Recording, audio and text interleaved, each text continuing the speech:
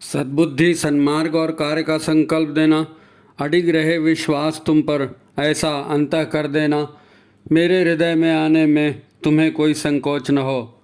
हे गुरुदेव, मुझे नज़रों से दूर कभी न होने देना। हे गुरुदेव, मुझे नज़रों से दूर कभी न होने देना। नमस्कार, गायत्री चिंतन धारा के इस सतत प्रवाह में आप सभी का स्वागत है। मित्रों, माता जी की जन्म शताब्दी के उपलक्ष्य में गुरुदेव की विचारधारा जन जन के व्यवहार में उतर सके, इसी निमित्त ये गायत्री चिंतन धारा प्रारंभ की गई थी। ये चैनल प्रारंभ किया गया था।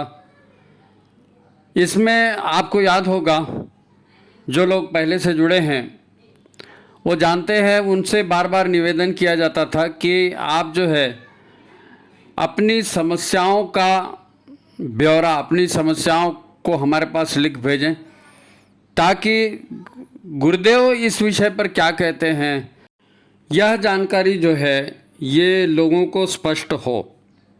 बहुत दिनों तक ये चला। कई बार जो अपने नियमित परिजन हैं उनसे पूछा भी जाता है कि भाई क्या विषय चाहिए आपको चिंतन धारा में। तो ये एक परंपरा चल रही थी और बाद में चल कर के जैसे जैसे समय बीतता गया, वंदनीय माता जी की चेतना जो है वो सक्रिय होते गई और अब ऐसे विषय आ रहे हैं।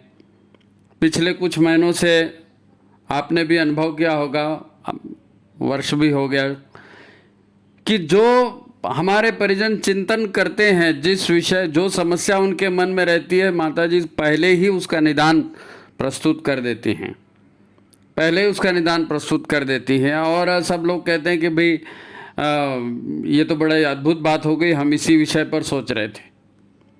आज का जो विषय वंदनीय माता जी ने भेजा है वो है भारतीय संस्कृति में सूक्ष्म ऊर्जाओं और अतृप्त आत्माओं से सुरक्षा के प्रावधान।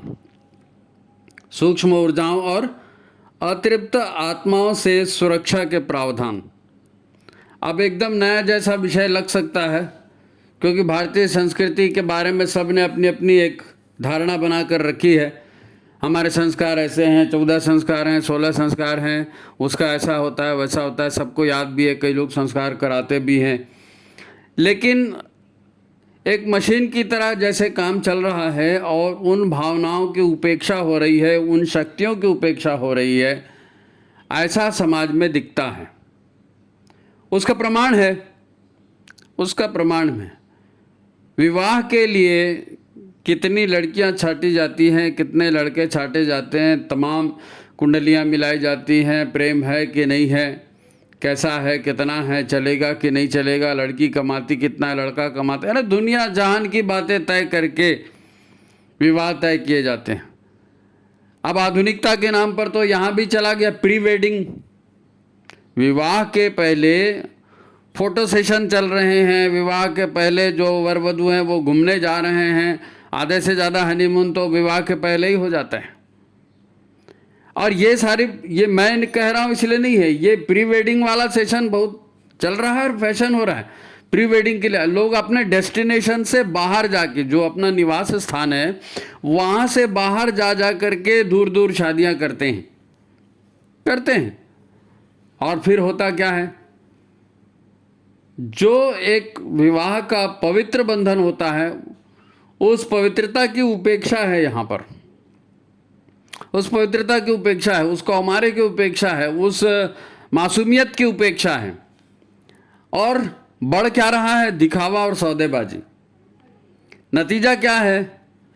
नतीजा ये है कि विवाह होने के बाद, यानी वो विवाह के पहले ही पता चल जाता है कि इतने दिन में ये टूटने वाला है। जिस हिसाब से परिवार विच्छेद हो रहे हैं, पति पत्नी विच्छेद हो रहे हैं, और सरकार ने भी जो है पारिवारिक अदालतें बनाई हैं, तो इसीलिए बनाई है कि परिवार में वो झगड़े झंझट चल रहे हैं, तो अब क्या करें, उसमें इतना विवाद आ रहे हैं कि भाई चलो पारिवारिक अदालत अलग से बना देते हैं। उसके बाद बच्चों का भी वही होता है, बच्चे हो रहे हैं, अब विवाह हुआ तो बच्चे होंगे ही। हालांकि उस पर भी बहुत ज़्यादा कंट्रोल करते हैं लोग बाग, ऐसा नहीं ऐसा चाहिए, वैसा नहीं वैसा चाहिए। अरे डिमांड तो बहुत है, चाहिए, लेकिन होगा तो वही जो सत्य है, जो ईश्वरीय नियमों के अधीन है। हाँ? बच्चों को लेकर, परिवार को लेकर, पति को लेकर, पत्नी को लेकर समस्याएं आ रही हैं, और हम ऐसे ऐसे आचरणों को समाज में, परिवार में बढ़ावा दे रहे हैं जो हमारे लिए उचित नहीं है। और इन सब का मूल क्या है? इन सब का मूल है नास्तिकता, ईश्वर को न मानना, ईश्वर के कानूनों को न मानना। ईश्वर का कानून क्या है? ईश्वर ने कोई कानून नहीं बनाया, ईश्वर ने कोई धर्म भी नहीं बनाया। संसार जिस नियम से चलता है उसी को सनातन धर्म कहते हैं। संसार जिस नियम से चलता है उसी को सनातन धर्म कहते हैं। और सनातन धर्म की मूल धारणा क्या है? हम सब ऊर्जाओं से बने हैं, हम सब ऊर्जाओं से बने हैं। पंचतत्व है, पंचतत्व ऊर्जाओं से बने हैं, और पंचतत्व से सारा निर्माण हुआ है। ये टोटल है ऊर्जा, और ये ऊर्जा चेतना के द्वारा चलाई जाती है। चेतना की शक्ति है, चेतना से प्राण आकर्षित होते हैं, चेतना और प्राण का योग है। प्राण से ही तो भावनाएं बनती हैं, उसमें सक्रियता आती है। तो ऊर्जा और चेतना का समन्वय है हमारा शरीर, हमारा जीवन, हमारा समाज। अब हम मोटा मोटी चीजें देखते हैं ना, हमारा शरीर कैसे दिख रहा है, उसका शरीर कैसे दिख रहा है, उसके कपड़े कैसे दिख रहे हैं, उसका बॉडी लैंग्वेज क्या है, दर्पण में देख रहे हैं, फोटो में देख रहे हैं, वो देख रहे हैं, हम उसी को सत्य मान रहे हैं, उसी को सत्य मान रहे हैं। असत्य हमको पता कहाँ चलता है?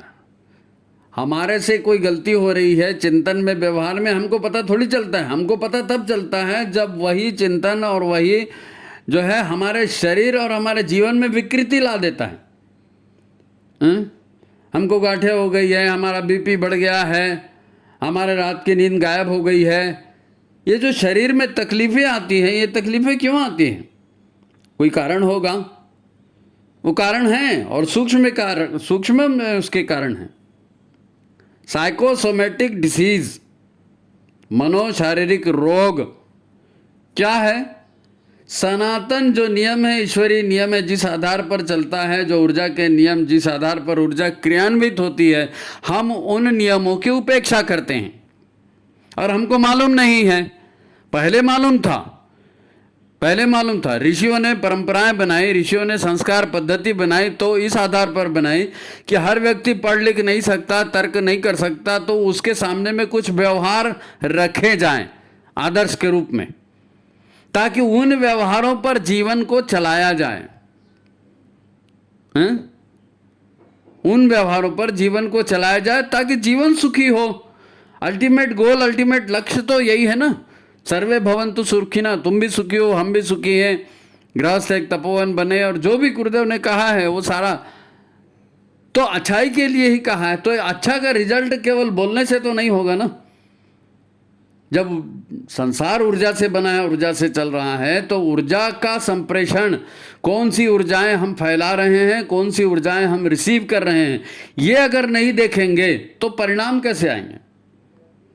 गुरुदेव कहते हैं कि भाई आप प्रारब्ध को झेलने के लिए मजबूर हो, तकदीर को झेलने के लिए मजबूर हो, क्योंकि तीर आपके कमान से निकल चुका है।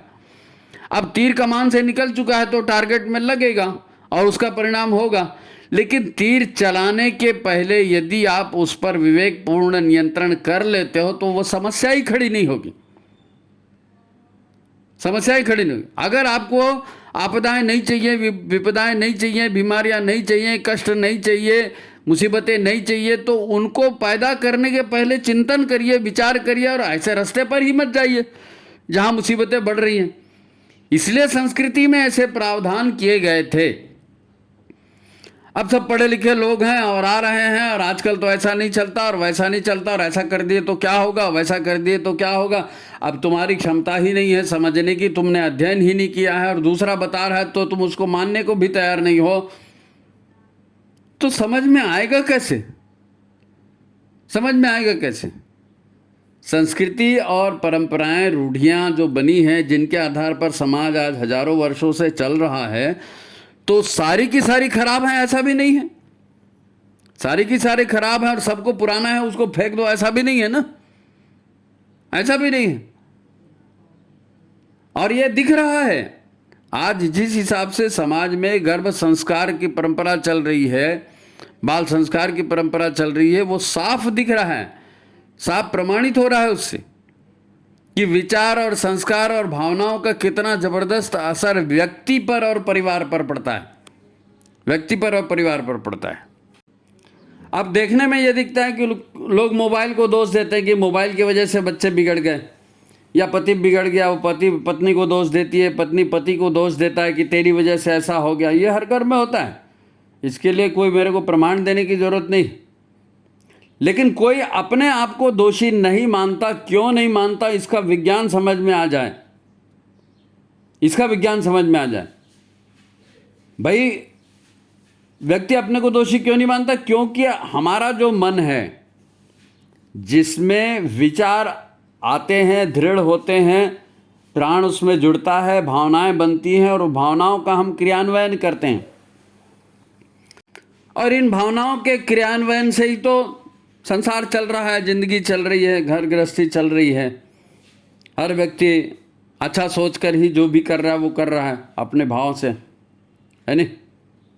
लेकिन मन में विचार और भावनाओं के साथ एक और चीज होती है और उसको कहते हैं अहंकार। अहंकार मन का वो एक आकार है। मन अपने आप को बारे में जो धारणाएं बनाता है, जो कि हाँ ये मेरा है, मेरा और तेरा की भावना तो मन से ही निकलती है ना। तो मन अपने अहंकार से इतना जबरदस्त जुड़ा होता है कि वो अपने विचारों से भी, विचारों को भी अहंकार का विषय बना लेता है, अपनी पहचान का विषय बना लेता है। और चूंकि ये मेरे विचार हैं इसलिए यही अच्छे हैं, बस हो गया झगड़े का कारण। मैंने जो बोला वही सच है, मैं जो कह रहा हूं वही ठीक है, यही तो झगड़े का कारण है ना। अब हम इन सूक्ष्म शक्तियों को, इन विचारों को, इन भावनाओं को समझने का प्रयास ही नहीं करेंगे तो हमको अपनी गलतियां दिखेंगी ही नहीं और हम सुधारेंगे ही नहीं, और यही से चलते रहेगा। अब आप चाहें तो इसको विडंबना कह सकते हैं, व्यक्ति के व्यक्तिगत जीवन की विडंबना, व्यक्ति के पारिवारिक जीवन की विडंबना, या सामाजिक जीवन की विडंबना। बेसिक चीज़ ये है कि जो लोग धर्म का साथ देते हैं, धर्म मतलब ईश्वरीय नियम, प्रकृति के नियम, जो लोग धर्म का साथ देते हैं प्रकृति उनका साथ देती है, और प्रकृति है ही विश्व कल्याण के लिए और चलने के लिए, है ना। अब इसको ध्यान में देकर ऋषियों ने परंपराएं बनाई, है ना। अब परंपराएं बनाई हैं, उसके आधार पर समाज चल भी रहा है, और आज विश्व में सर्वश्रेष्ठ मानव समाज भारत में ही कहा जाता है। हमको उसमें हजार विकृतियां क्यों न दिखती हो, लेकिन बाकियों से वो आज भी श्रेष्ठ है, हैं? अब कोई माने या ना माने, उसकी मर्जी से नेचर नहीं चलेगा। मैं नहीं मानता, तुम नहीं मानते तो मत मानो, तुमने, प्रकृति ने तुमको बनाया, तुम थोड़ी प्रकृति को बनाते हो। तो सत्य को या तो खोजिए या सत्य की परंपराओं का अनुसरण करिए, और तीसरा क्या आपके पास अल्टरनेटिव है? और है कोई अल्टरनेटिव? इसी को स्पष्ट करने के लिए गुरु आते हैं ना, मार्गदर्शन करने के लिए। देखो आज का अपना ये विषय बहुत जटिल है, और मैं इसको एक गीत की कुछ पंक्तियों से शुरुआत करना चाहता हूँ, और आप सब इन पंक्तियों को गाते हैं। आपको रियलाइज करना है, वास्तविकता का अनुभव करना है। एक गीत की पंक्ति है, सदचिंतन सद्भाव जगे, सदकर्मों की जग में जय हो, ऐसी कृपा करो जग जननी, जीवन गायत्रीमय हो। अब गुरुदेव ने हमें गायत्री का विज्ञान दिया, गायत्री का विज्ञान दिया। गायत्री का आह्वान हम करते हैं कि आप हमारे भीतर आइए और हमारे सारे कषाय कल्मशों को नष्ट कीजिए। अहंकार जनित, दुर्भावना जनित जो नकारात्मक शक्तियां हमारे भीतर है, हे गायत्री आप उनका विनाश करिए। वहाँ सच्चिंतन जगाइए, सद्भाव जगाइए, क्योंकि सच्चिंतन और सद्भाव से ही कल्याण हो सकता है। यज्ञ रूप प्रभो हमारे भाव उज्ज्वल कीजिए, छोड़ देवे छल कपट को मानसिक बल दीजिए। ये जो गायत्री और यज्ञ का विज्ञान है, महाकाल की चेतना जब धरती पर आई और उसने धरती को स्वर्ग बनाने की बात करी, तो इन सारी बातों का ध्यान रखते हुए ही तो यज्ञ और गायत्री हमारे सम्मुख रखी गई है। लेकिन इस यज्ञ और गायत्री का विज्ञान हमारे जीवन का आधार बने और हमारा जीवन उसी आधार पर चले। आजकल क्या होता है और समाज में क्या हो रहा है उसकी हम बात नहीं कर रहे हैं, उस पर हमको बहस भी नहीं करना है। ऊर्जा की बात करिए, ऊर्जा है कि नहीं, चेतना है कि नहीं। यदि ऊर्जा और चेतना को मानते हैं तो उसके आधार पर जीवन चल रहा है कि नहीं चल रहा है तो चलाइए, क्योंकि गुरुदेव ने यही कहा है, आपको चलाना चाहिए। हमारी चेतना हमारी भावनाओं के अनुसार सक्रिय होती है। लोगों की चेतना लोगों की भावनाओं के अनुसार सक्रिय होती है। लोगों का शरीर छूट जाए, मनुष्य मृत हो जाए, शरीर का दाह संस्कार कर दिया जाए, फिर भी वो भावनाएं, फिर भी वो विचारणाएं, फिर भी वो संकल्प अपनी आधार पर, अपनी इच्छा पर काम करने का प्रयत्न करते हैं। ये भूत लग गया, प्रेत लग गया, पिशाच लग गया, फलाना लग गया, ये लग गया, ये दिखता उगता कुछ नहीं है, इनका शरीर कुछ नहीं है, लेकिन ये होता तो है, होता तो है। शरीर नहीं है तो क्या हुआ, चेतना तो है, आत्मा भटक तो रही है। अगर आत्मा नहीं भटक रही है, असंतुष्ट नहीं है, तो ये पितर और श्राद्ध और तर्पण और मरणोत्तर संस्कार और ये सब क्यों करते हैं? हर जाति में, हर धर्म में ये काम करते हैं किसी न किसी ढंग से। वो इसीलिए करते हैं कि चेतना का अस्तित्व है। शरीर नष्ट हो गया तो क्या हो गया? और चेतना किस आधार पर सक्रिय होती है? भावनाओं के आधार पर, कामनाओं के आधार पर। मनुष्य का शरीर कामनाओं के आधार पर मिलता है, प्राणी का शरीर कामनाओं के आधार पर होता है। तो ये कामनाओं की शक्तियाँ सूक्ष्म शक्तियाँ हैं, भावनाओं की शक्तियाँ सूक्ष्म शक्तियाँ हैं, विचारों की शक्तियाँ सूक्ष्म शक्तियाँ हैं, और इन शक्तियों के आधार पर व्यक्ति का, परिवार का, समाज का जीवन चल रहा है, चल रहा है। इसको ऊर्जा मिल रही है, प्राण मिल रहे हैं, चेतना का सहारा मिल रहा है। संसार उसी आधार पर चल रहा है, संसार उसी आधार पर चल रहा है। भाई हमारे यहाँ सबसे बड़े देवता कौन से माने गए हैं? भगवान विष्णु, शिव। तो आप बताइए, भगवान विष्णु के 24 अवतार, 24 अवतार नहीं मानते, 10 अवतार मानते हैं, जितने भी अवतार आप मानते हो, हुए ना? हुए ना भगवान विष्णु के 24 अवतार? तो भगवान विष्णु के 24 अवतार हुए तो क्या हुआ? शरीर उन्होंने हर बार अलग अलग धारण किया है। सारे पुराण, सारी कथाएं इसी से भरी पड़ी हैं भाई। हम अपने आप को हिंदू कहते हैं और इस पर विश्वास क्यों नहीं करते?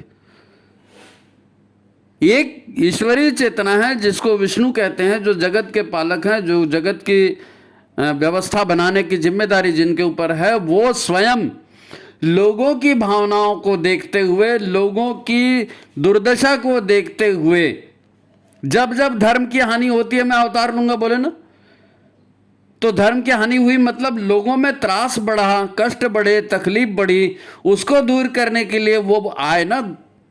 24 अवतार लिए, 10 अवतार लिए, जितने भी अवतार लिए ना। आप गुरु को भी तो अवतार ही मानते हो। गुरु ब्रह्मा, गुरु विष्णु, गुरुदेव महेश्वरा, वो आ रहे हैं, मार्गदर्शन कर रहे हैं। चेतना सक्रिय हो रही है भावनाओं के आधार पर। भगवान भावनाओं का भूखा है, भावनाओं के आधार पर ही आता है, भावनाओं के आधार पर ही कल्याण करता है। हम कहते ना, हे भगवान हमको तार लो, हे भगवान हमको बचा लो, क्यों कह रहे हो? और भक्त की पुकार पर भगवान आते हैं, ये तो शाश्वत सत्य है। अच्छा, सब जानते हैं इस बात को, सब जानते हैं। अकेले में बैठेंगे, शांति से बात करेंगे तो सब इस विषय पर चर्चा करेंगे। लेकिन हमारे शरीर में बहुत सारे अस्तित्व सक्रिय हैं। अब हमारा शरीर है तो शरीर की अपनी डिमांड है। इसको भूख लगती है, इसको प्यास लगती है, इसको इसमें कामनाएं लगती हैं, इसको विश्राम करने की जरूरत पड़ती है। शरीर की अपनी डिमांड है। अब ये शरीर संचालित होता है मन से, मन की अपनी डिमांड है। हैं? मन भी साधन सुविधाएं चाहता है, भोग चाहता है, सम्मान चाहता है, अहंकार की संतुष्टि चाहता है। तो शरीर की अपनी डिमांड है, मन की अपनी डिमांड है, और ये दोनों इसी शरीर के ही माध्यम से क्रियान्वित होती है ना, इसी शरीर के माध्यम से क्रियान्वित होती है। अब जिसकी सबसे ज्यादा उपेक्षा होती है वो है आत्मा, क्योंकि उसको बेचारे को वो कुछ करती तो है नहीं, केवल अपनी सद्भावना जो है सद्भावना दुर्भावना प्रकट करती है। वो कैसे होता है? मान लीजिए आप अपने बालकनी में बैठे हैं और आपने केला खा के छिलका फेंक दिया नीचे, बिना सोचे समझे ध्यान दिया, वो छिलका किसी के सिर पे पड़ गया। बाद में आपको पता चला वो मैंने छिलका भेजा, आप सिर पर, आप दौड़ के नीचे जाएंगे, सॉरी बोलेंगे, भाई मेरे से गलती हो गया, मैंने ध्यान नहीं दिया, फलाने दिया। ये आवाज़ कहाँ से आ रही है? शरीर से, मन से नहीं। आपकी आत्मा पवित्र है और आपकी आत्मा चाहती है कि लोगों का भी सम्मान हो, लोगों को भी जीवन जीने का अधिकार है। ये ईश्वरीय तत्व है, ये भी हमारे भीतर में, केवल शरीर है, केवल मन है, ऐसा नहीं है। आत्मा भी है और आत्मा सबका कल्याण चाहती है। अब इस चक्कर में हम फंस जाते हैं।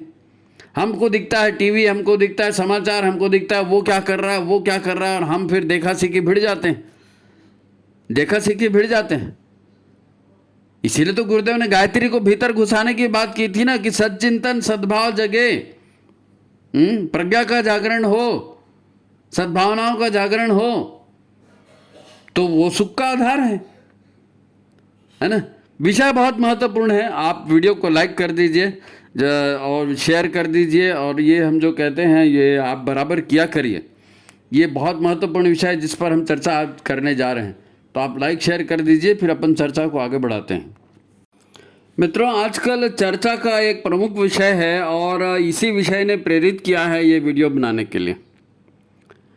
अब हमारे पतिदेव को कौन समझाए, अब हमारी पत्नी को कौन समझाए, अब इन बच्चों को कौन सुधारे। लाइलाज बीमारी हो गई है ये लाइलाज बीमारी हो गई है। और क्यों बीमारी लाइलाज हो गई है?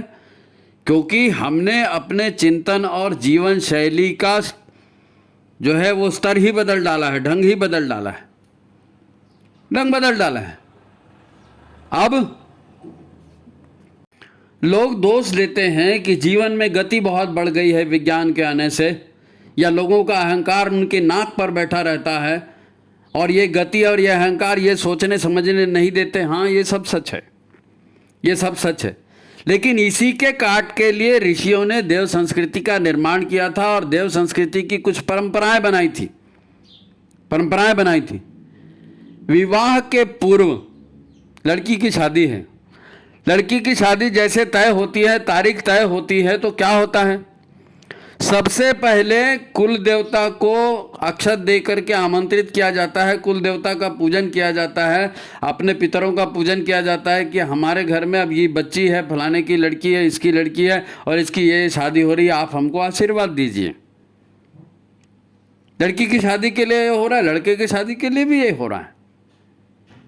जब शादी तय हो रही है, जब शादी तय हो गई और ये कुल देवता का आपने पूजन कर लिया, तो एक बहुत से लोगों में ये परंपरा भी है कि एक गांठ बांधी जाती है, कलावा बांधा जाता है हाथ में, और कलावा बांधने के बाद लड़की हो या लड़का हो, जो भी जिस विवाह होने वाला है, उसको घर से बाहर निकलने की मनाही होती है कि अब शादी तय हो गई, अब कुल देवता का पूजन हो गया, अब तुम्हारी शादी यहाँ से चालू हो गई, अभी तुमको बाहर नहीं निकलना है, नहीं निकलना है बाहर। क्यों बाहर नहीं निकलना है, इसकी चर्चा अपन करेंगे। क्यों बाहर नहीं निकलना, इसकी चर्चा अपन करेंगे। लेकिन कुल देवी और कुल देवता का पूजन जब आप कर लिए, उसके बाद भी बहुत सारी परंपराएं इसके साथ हैं। आप एक एक को याद करिए, आप एक एक को याद करिए। परिवार की साक्षी में, गुरुजनों की साक्षी में, कुल देवता की, यज्ञ की, अग्नि की साक्षी में 7 फेरे लेकर पति पत्नी संकल्पबद्ध हो रहे हैं, विवाह कर रहे हैं, संकल्पबद्ध हो रहे हैं, विवाह कर रहे हैं। इसका कोई असर नहीं होगा।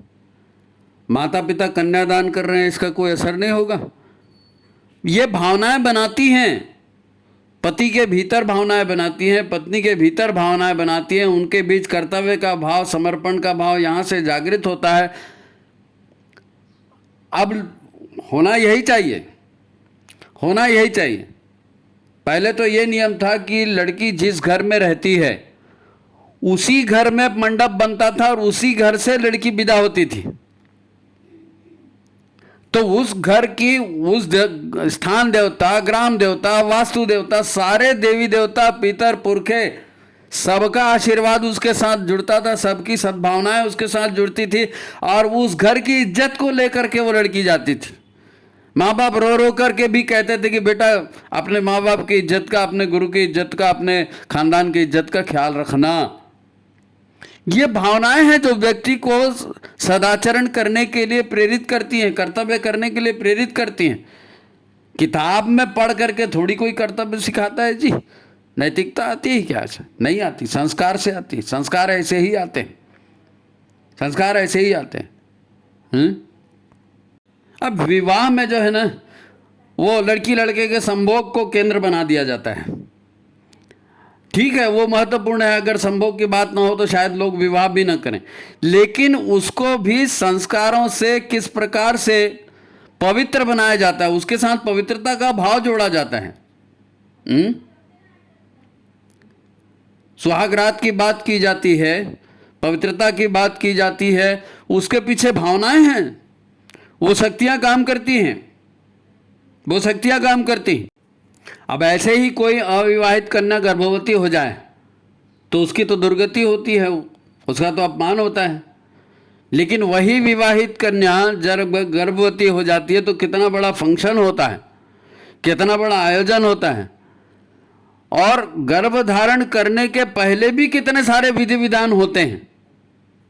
भाई व्यक्ति को श्रेष्ठ बनाना है, जीवन को सुखी और समृद्ध बनाना है, तो उन ऊर्जाओं का संरक्षण, गर्भाधान का संस्कार जो उन ऊर्जाओं का संरक्षण करता है, जिसमें पति पत्नी का आपसी प्रेम और सहयोग और तालमेल की बात तो है ही। जो चेतना घर में पुत्र के रूप में, पुत्री के रूप में अवतरित हो रही है, उसके भी संस्कार की बात है, उसकी भी श्रेष्ठता की बात है। अब अपने आप कहीं श्रेष्ठता होती है जी? ऊर्जाओं का विज्ञान है, चेतनाओं का विज्ञान है, उनको समझ करके ही तो 16 संस्कार बनाए गए हैं, उनको समझ कर ही बनाए गए हैं। अब बच्चा हो गया, गर्भवती को जो भी है खाना खिलाना, ये कराना, वो तो सारी चीज़ें इसमें बताई जाती हैं। लेकिन बच्चा होने के बाद भी 40 दिनों तक घर के बाहर निकलने की मनाही है।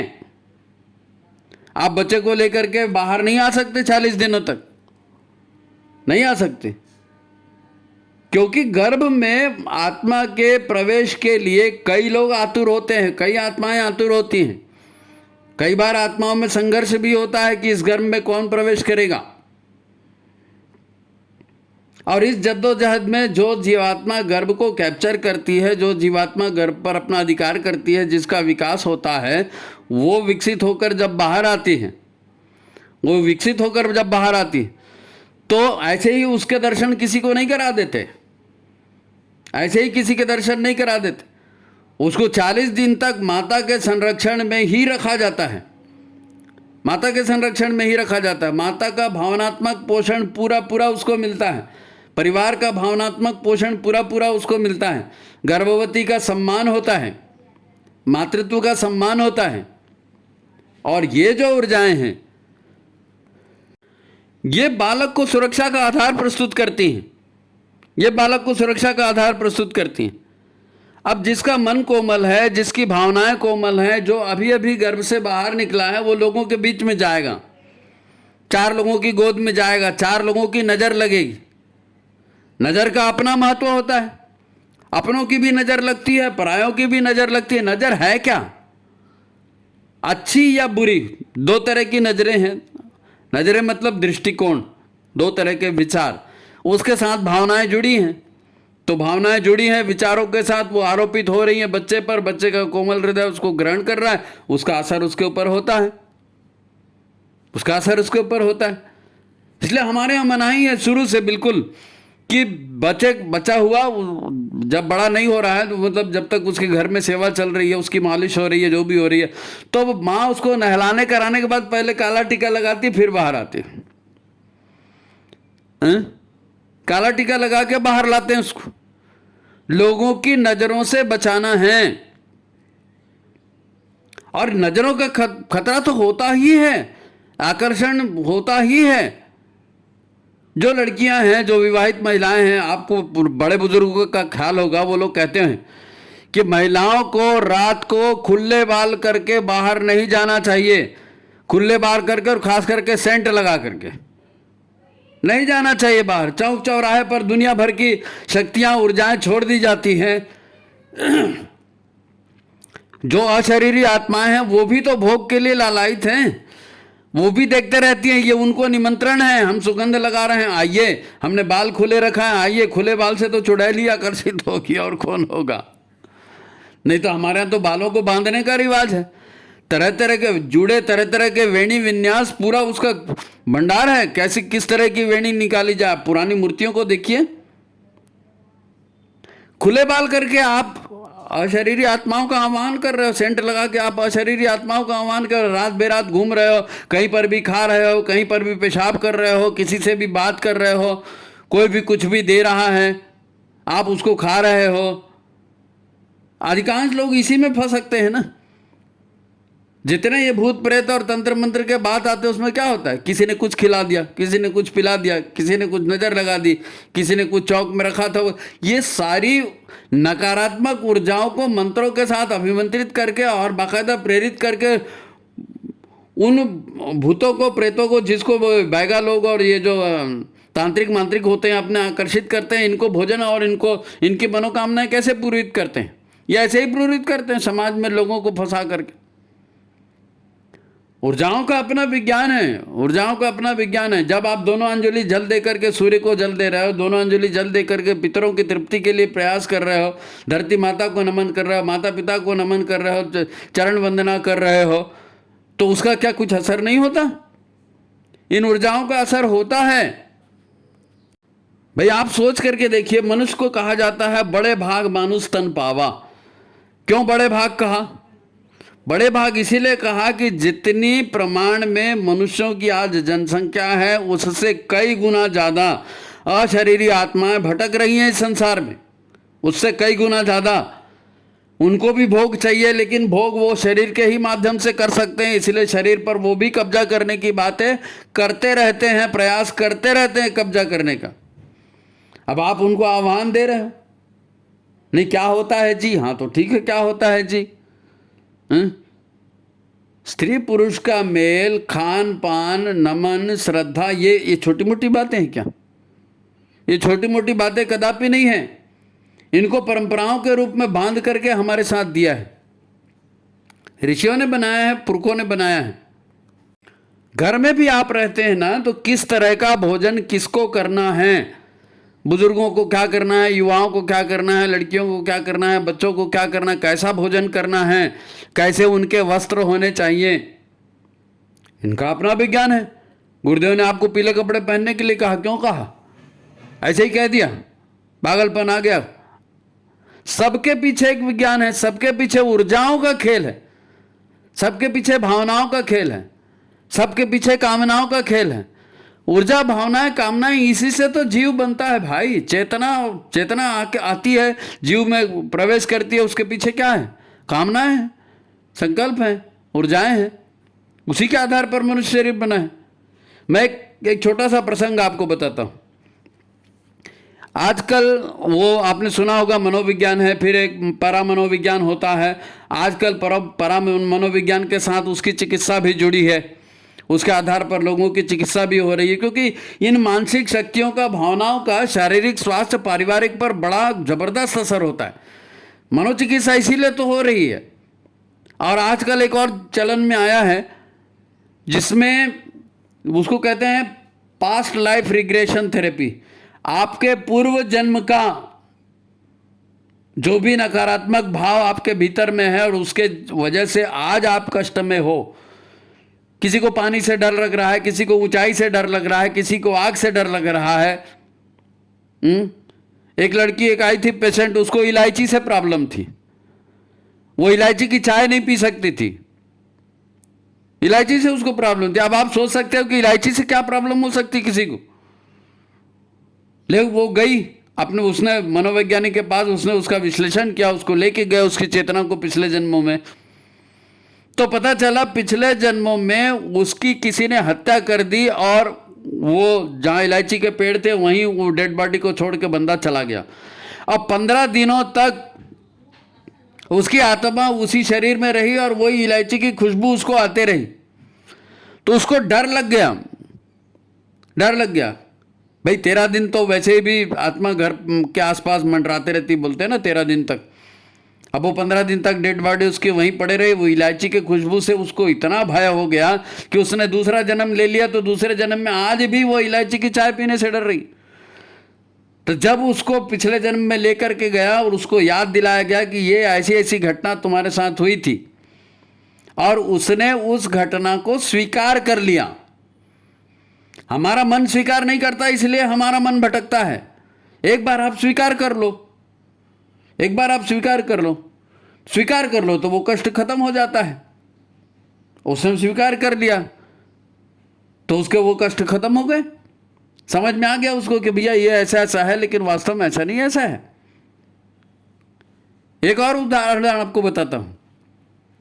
एक परिवार में विवाह हुआ, बारात जा रही थी, बारात जा रही थी और जाते जाते अब कार में जा रहे थे। दूल्हा था, दूल्हे का भाई था, उसका एक दोस्त था, ड्राइवर था और दुल्हन थी, और ये लोग बैठे थे। दुल्हन और जो कार जा रही थी, तो रास्ते में एक ढाबे के पास उतरे। अब कोई बाथरूम के लिए गया, कोई चाय पीने गया, कोई कुछ करने गया। दुल्हन अकेली उस कार में बैठी है, ठीक है, घूंघट निकला हुआ है दुल्हन का।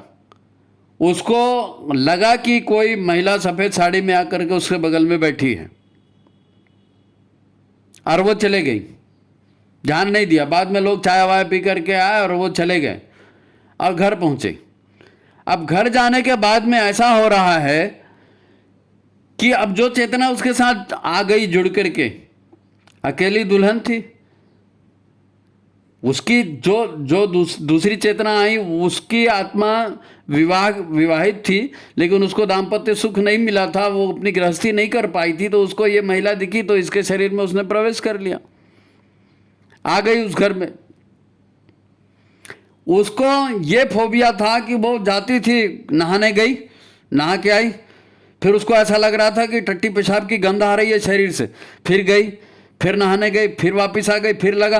वो 5-5 घंटे तक उसका नहाना ही खत्म नहीं होता था। एक बार जाती थी, नहाती थी, फिर आती थी, फिर जाती थी, फिर नहाती थी, फिर आती थी, और घर से बाहर जाना नहीं, घर से बाहर जाना नहीं। क्यों नहीं जाती? नहीं, मेरे को डर लगता है, मेरे को बाहर नहीं जाना, मेरी इच्छा ही नहीं होती जाने। तो क्या करने की इच्छा होती है? तो कुछ नहीं, बस वहीं घर में बैठना है। उसका जब पूर्व जन्म का खाता बही खोला गया, मनोवैज्ञानिक के पास उसको ले जाया गया, तो पता चला पिछले जन्म में दहेज प्रताड़ना की वो शिकार हुई थी। सास ने और पति ने वो दहेज वहेज के लिए कुछ उसको किया होगा, मारपीट किया होगा, उसको फांसी पे लटका दिया। वो फांसी पे लटकने बाद भी नहीं मरी, वो नहीं मरी तो उसको उतार करके और पीट पाट करके, गला दबा करके, ठोक पीट के उसको मार डाला, बोरे में भर के उसको नाले में पटक दिया, बोरे में भर के नाले में पटक दिया।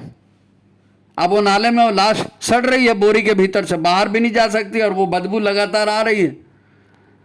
वो बदबू के संस्कार उसके भीतर भर गए, और वहां वो अकेली थी ऐसा नहीं है। जब उसको मनोचिकित्सक के पास ले जाएगा तो उससे पूछा गया कि भाई तुम अकेले हो या और भी कोई हैं? तो बोले हैं। तो बोले कितने लोग हैं? तो बोले बहुत लोग हैं। बोले कितने लोग हैं? बोले 52 लोग हैं। ये बिल्कुल सत्य घटना है, 52 लोग हैं। कैसे 52 लोग हैं? तो कई तो बच्चे थे उसमें, शैशव, 6 महीने के, 2 महीने के, 1 महीने के, तुरंत पैदा हुआ व्यक्ति। 2 लड़कियां थी जो 16-17 साल की, 18 साल की थी, जिनको अपने पसंद से शादी नहीं हुई, तो उन्होंने सुसाइड कर लिया। तो अब घर वालों ने डर के मारे ला के डेड बॉडी को नाले में फेंक दिया। तो ये जो 52 लोग नाले में फेंके गए थे, उनकी आत्मा वहाँ भटक रही थी, वो उस महिला के साथ में आ गई घर में। अब वो सब के सब चूंकि नाले में सड़ रहे थे, तो नाले की टट्टी पेशाब की गंध उनको आती थी, इसलिए वो एक बार नहा के आती थी तो वो 52 बार नहा रही। अच्छे अच्छे लोग, अगर मैं अपने परिजन अपने हैं, वो शिकायत करते हैं कि भाई साहब हम क्या करें, हमने तो पुरस्चरण कर लिया, पिछले भी पुरस्चरण किया था, अभी पुरस्चरण किया, इतनी गायत्री का तप कर रहे हैं, ऐसा हो रहा है, हमको डर लग रहा है, वो प्रेतात्मा छोड़ नहीं रही, फलाना नहीं हो रहा, ठिकाना नहीं हो रहा।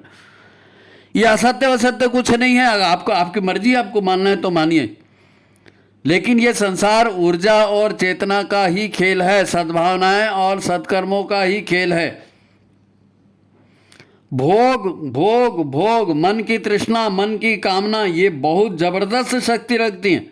मन की तृष्णा, मन की कामना, मन की वासनाओं से ही तो शरीर मिल रहा है, और जिनको शरीर नहीं मिलता वो अनाधिकार पाने की चेष्टा करते हैं, और इसलिए ये भूत प्रेत वाले मामले होते हैं।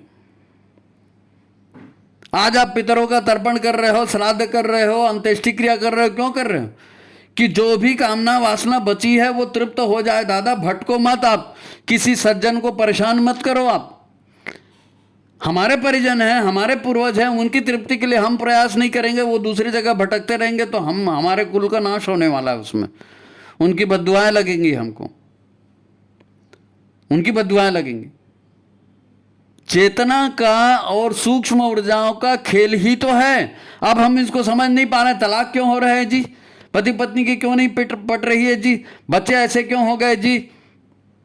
और तो सब वैसे ही करके तो उठपुटांग आत्माओं का, उठपुटांग चेतनाओं का, उठपुटांग संकल्पों का डेरा बना के रखा है घर को। पूर्वजों ने कहा घर को, जैसे ही घर में उठते हैं आप तो सवेरे गोबर पानी डालिए, झाड़ू लगाइए, घर के बाहर दीपक जलाइए, घर के बाहर से आते हैं तो हाथ पैर धो करके आइए, घर में नमक पानी का पोछा लगाइए, घर में धूप दीप जलाइए, घी का दिया जलाइए, पवित्रता का वातावरण बनाइए, भजन गाइए। घर में जो है बीच बीच में यज्ञ होते रहना चाहिए, गायत्री मंत्र का जाप होते रहना चाहिए, मंत्रों का उच्चारण होते रहना चाहिए, हैं, विभिन्न पर्वों पर दान दक्षिणा करनी चाहिए, लोगों की सहायता करनी चाहिए, मदद करनी चाहिए। अच्छी ताकतें, अच्छी ऊर्जाएं आकर्षित हों जहां हम रहते हैं, तो हम उनसे अच्छी ऊर्जाओं से प्लावित हों। भाई गंगा जी में नहाने क्यों जाते हैं? पवित्रता को धारण करने के लिए जाते हैं। नवरात्रि अनुष्ठान क्यों करते हैं? अपने भीतर आत्मशक्ति का जागरण करने के लिए करते हैं। आत्मा की शक्ति पवित्रता की शक्ति है। अगर आप इन शक्तियों का जागरण नहीं करेंगे, इन अच्छी शक्तियों को आमंत्रित नहीं करेंगे, सद्विचारों को आमंत्रित नहीं करेंगे, तो परिणाम क्या होगा? जब दिया नहीं जलाया जाता तो अंधेरा ही पसरता है ना। जब ज्ञान का प्रसार नहीं किया जाता तो ऐसे ही उटपटांग बातें फिर समाज में चल पड़ती हैं, उसी के आधार पर व्यवहार होता है। नहीं साहब हम तो प्री वेडिंग करेंगे, आजकल यही चलता है, तो शादी के पहले ही तो हनीमून मना डाले आप। शादी के बाद क्या होने वाला है? और कुछ होगा? कुछ नहीं होगा, कुछ नहीं होगा। ज्ञान, शील, चरित्र, अनुशासन, ये सब बकवासें नहीं हैं। इन सब को दोबारा स्थापित करना पड़ेगा। सतयुग ऐसे ही नहीं आ जाएगा। अच्छे दिन ऐसे ही नहीं आ जाएंगे। मनुष्य का मन अच्छा नहीं होगा, मनुष्य के संस्कार अच्छे नहीं होंगे, मनुष्य के विचार अच्छे नहीं होंगे, मनुष्य जिस परिवेश में रहता है वो परिवेश सात्विक नहीं होगा, तो भविष्य उज्जवल हो ही नहीं सकता, हो ही नहीं सकता। जितने ईश्वर हैं उनके अवतार, जितने हैं देवी देवताओं के अवतार, जितने हैं गुरु उनके अवतार, वो इसीलिए आए हैं, इसीलिए आए हैं। असतो माँ सद्गमय, तमसो माँ ज्योतिर्गमय, मृत्योर माँ अमृतम गमय। नहीं समझना, मत समझो। नहीं जी वो तो भूत प्रेत वाली बात है, वो उसकी वाली बात है, आप तो अंधविश्वास फैला रहे हो। मुबारक हो, आपको मुबारक हो, जैसे आपको रहना है आपको रहिए। एक गुरु का संदेश था, माता जी का संदेश था, परिवार सुसंस्कारी बने, इसके लिए ये भेजा गया था। अब आपकी मर्जी है, आपको जो करना है आप करिए। आज की बात यहीं समाप्त। वीडियो अच्छा लगा है, बातें अच्छी लगी हैं तो वीडियो को लाइक करिए, शेयर करिए, ज़्यादा से ज़्यादा लोगों तक पहुँचाइए। ठीक है, सभी को प्रणाम, नमस्कार।